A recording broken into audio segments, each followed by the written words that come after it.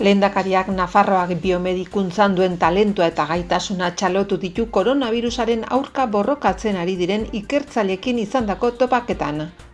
Nafarroko gobernuak Mutiloako alokairuko etxebizitza publikoko lehen 42 etxebizitzak eman ditu. Tuterako ospitalak autobus geltoki berria izango du Herriberako garraio publikoaren zerbitzuen etorrera bultzatzeko.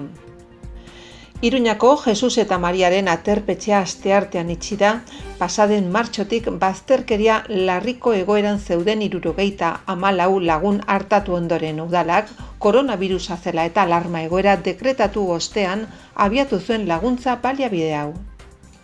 Babes zibileko voluntarioa finantzatzeko 300.000 euro baino gehiagoko 3 diru laguntza deialdia argitaratu du Nafarroko gobernuak.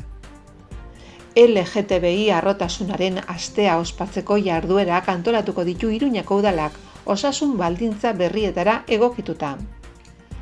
Altxa izan bidea presoak etxera lemapean, sare presoen aldeko plataformak martxa ibiltaria antolatu du Iruñako espetxe berrira ekainaren 20an. SOS kultura ekinbidean bildutako hainbat profesionalek protesta egingo dute ostiralean.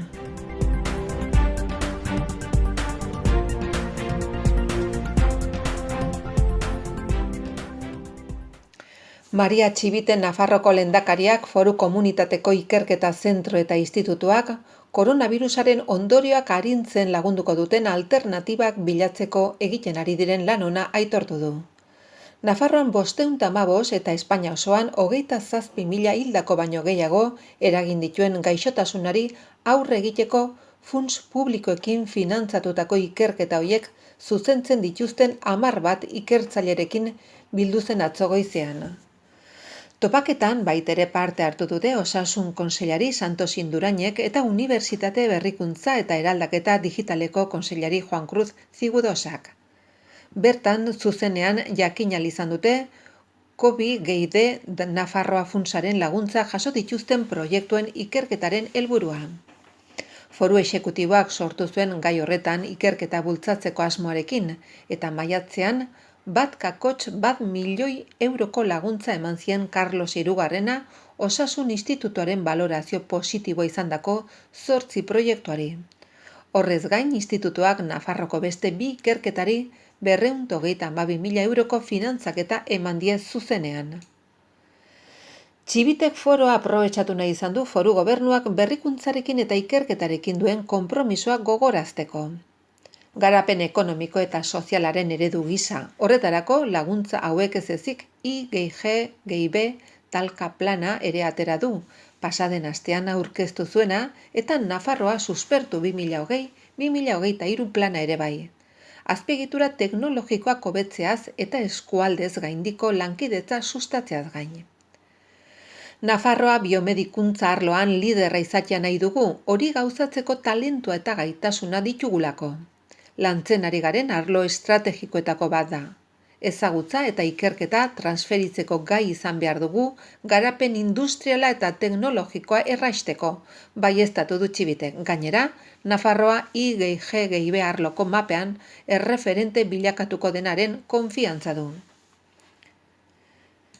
Horretarako lehendakariak adierazi du foru gobernuaren helburua inbertsioak gehitzen joatea dela, hazkunde eredurako zutabe gogorrak ezarriz.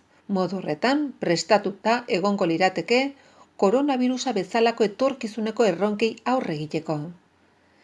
Lehendakariak gizartearen babesa erakutsi dio ikerketa lan horri izan ere jakin badaki koronavirusa aztertzen ari zaretenok zer nolako presioa duzuen. Txertoak, tratamentuak eta gure gizartean inpaktu izugarria sortu den virusaren efektuak arindu ditzaketen bestelako alderdiak lortzeko itxaropen handia dagoelako.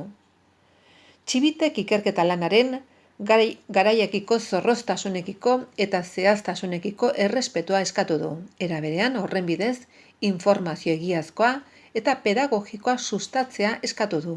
Gizartean oro har, gezurrak eta desinformazioak saihesteko.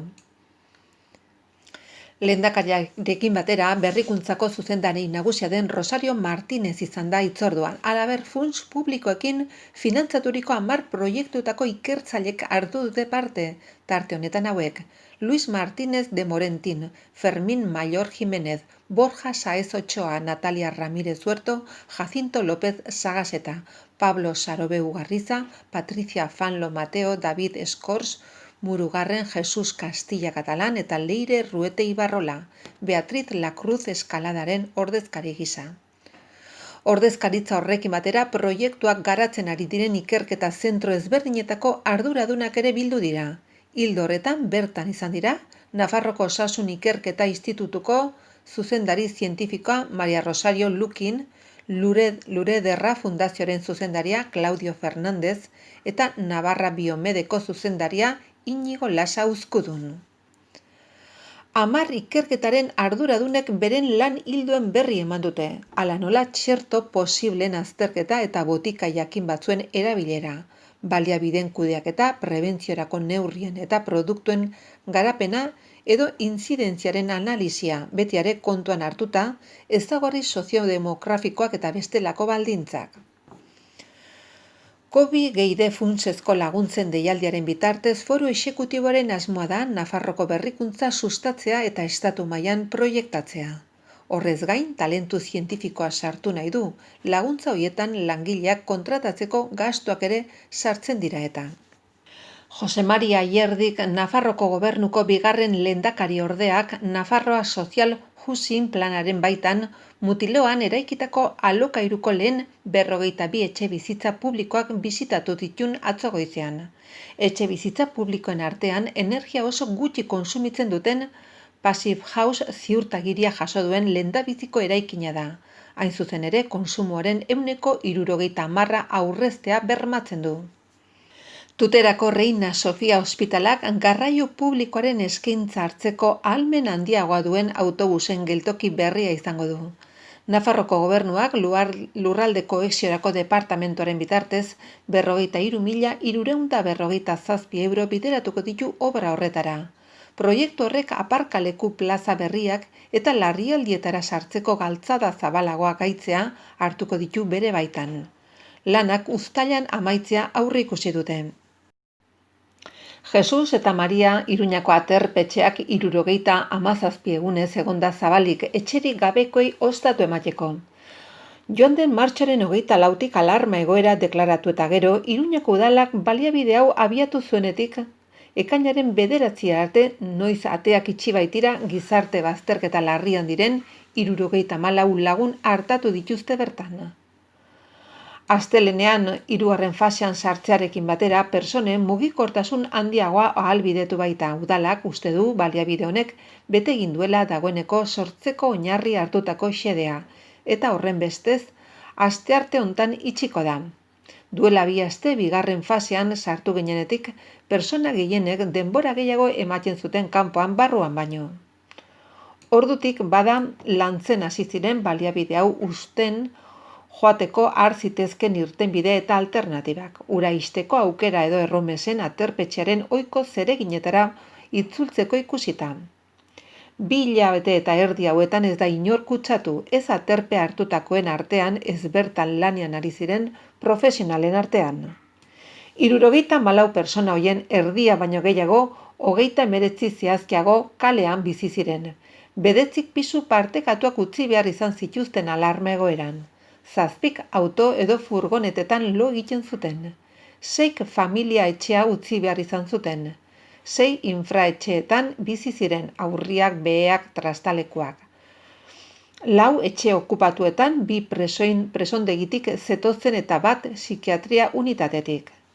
Aterpetxean egon eta gero, 13 lagun beste baliabidetara bideratu dituzte ostatu beharrak asetzeko eta hasitako prozesuekin jarraitzeko. 19 amaitu dute ezarritako prozesua eta diru sarrerak dituzte pisu partekatuetan, pentsioetan edo familietxeetan ostatu hartzeko.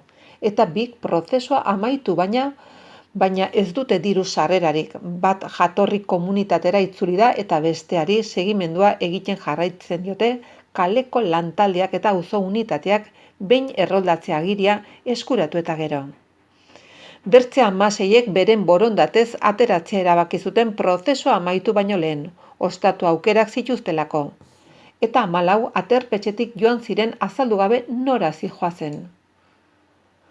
Koronavirusaren krisia iritsi eta alarma egoeraren deklarazioaren aurrean, martxoaren 15ean zenbait doikuntza egin behar izan zituzten Iruñeko gizarte baliabidetan.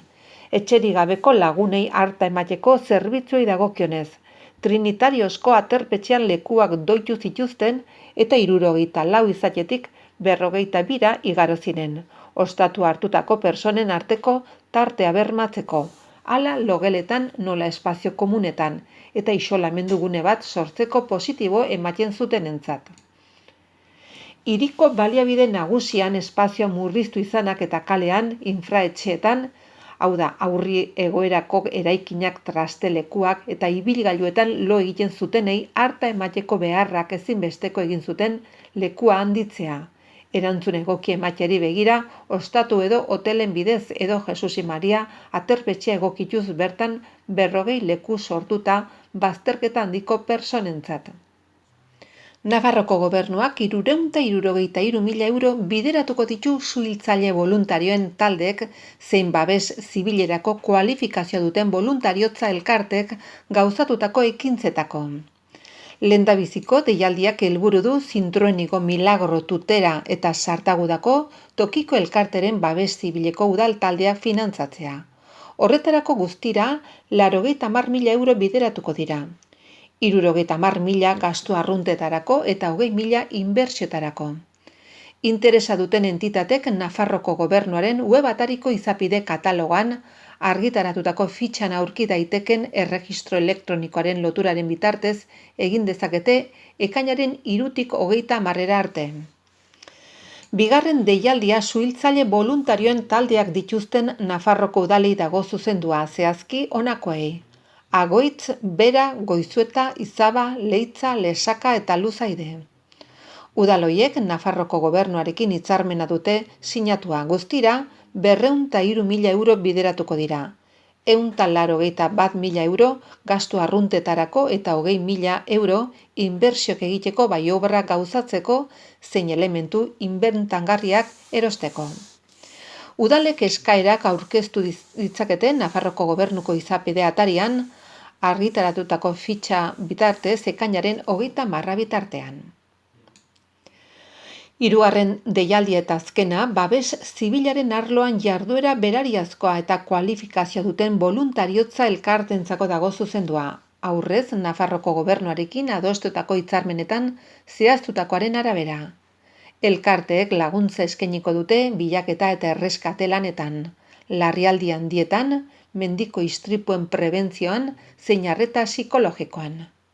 Nafarroko gobernuak elkarte hoiei 70.000 euro bideratuko dizkie, 55.000 gastu arruntetarako eta 15.000 inbertsiotarako. Diru laguntza eskatzeko epea ekainaren 30ean bukatzen da. LGTBI arrotasunaren astea ospatzeko jarduerak antolatuko ditu Iruñeko udalak osasun baldintza berrietara egokituta. Iruñeko udaleko herritarren gaietarako batzordeak aho batez onartu du adierazpen bat gobernu taldeari eskatuz LGTBI arrotasunaren astea ospatzeko jarduerak antolatu ditzala. Osasun baldintza berrietara egokituta. Testuak bigarren puntu batean gehitzen du LGTBI kolektiboak jarduera koordinatzeko deitzeko eskaera.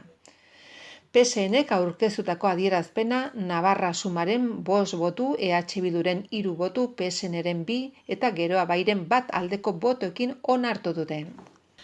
Altxa izan bidea presoak etxera lelopean, sare plataformak Iruñeko espetxera martxa ibiltaria antolatu du alarma egoerarekin euskal presoen egoerak okerrera egin duela salatzeko. Mobilizazioarekin pandemia garaian euskal presoek espetxetan pairatu duten egoera salatuko dute eta euren etxeratzea zein Espainiako eta Frantziako gobernuek ezarritako salbuespen legedia bertan behera uzteko eskatuko dute. Gaur egun gaixotasun larriak dituzten 17 euskal preso daude, 70 urtetik gorako 2 preso daude, 75 urtetik gorakoak 12 eta 60tik gorakoak 24. Estatu Espainiarrean kartzelan dauden euskal presoen 80% etxetik 1.400 kilometro artean daude eta estatu Espainiarrean dauden 198 euskal presoetatik 156 lehen graduan daude, salatu du Sare plataformak prentsaoarrean. Honi koronavirus dela eta ezarritako alarma egoerak ekarriko kalte gehigarriak gehitu behar zaizkio. Urruntze politika dela eta indarrean den biziten debekoa.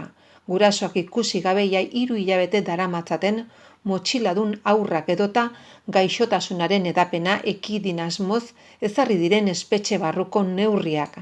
Zeinaren ondorioz, espetxealdia oraindik eta bortitzagoa bilakatu den. Hala, pandemia egoerak presondegietan sortutako muturreko egoerek agerian utzi dute sareren arabera euskal presoen egoerari irtenbide bat emateko dagoen premia. Eskaera hori kalera ateratzeko deia egin diete herritarrei. Martxa ibiltari batekin hilaren 20an larunbatarekin egingo dute arratsaldeko 5:30 Sarasate pasealekutik abiatuta Iruñako espetxe berriraino.